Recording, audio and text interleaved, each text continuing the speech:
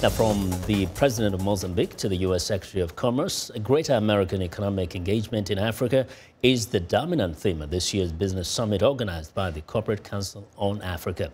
Here's VOA's correspondent Mariama Diallo. The African continent is a large and dynamic part of the world where most of the recent growth comes from non-oil and non-commodity dependent economies, and the U.S. must not ignore it, said Commerce Secretary Wilbur Ross in his address to the U.S.-Africa Business Summit. This year, 6 African nations will be among the top 10 fastest growing countries in the world. Côte d'Ivoire grew at 8.2%.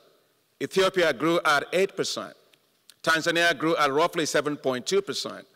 Rwanda and Kenya grew at 6%. Senegal grew at 6.7%. But as a former global investor, Ross says it's important to make sure that U.S. companies are in the best position possible to do business in Africa. Access to markets, recognition of truly international standards, due process in procurement, protection of intellectual property.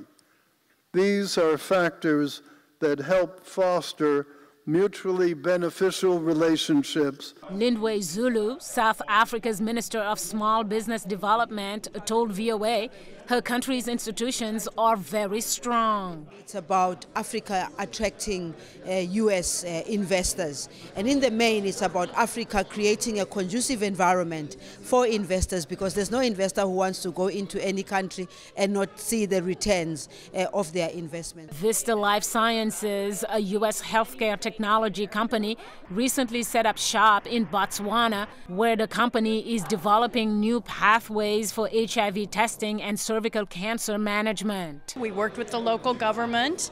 They were fantastic.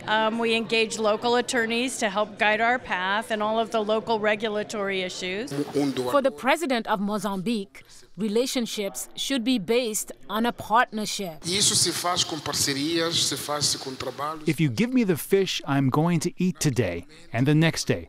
But if you give the fishing gear, I will learn how to fish and eventually fish for myself and even for you one day.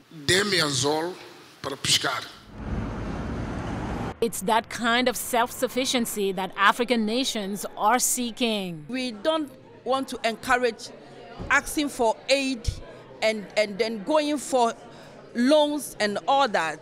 We want to process our own produce, add value to it, be able to earn, to undertake our own infrastructure.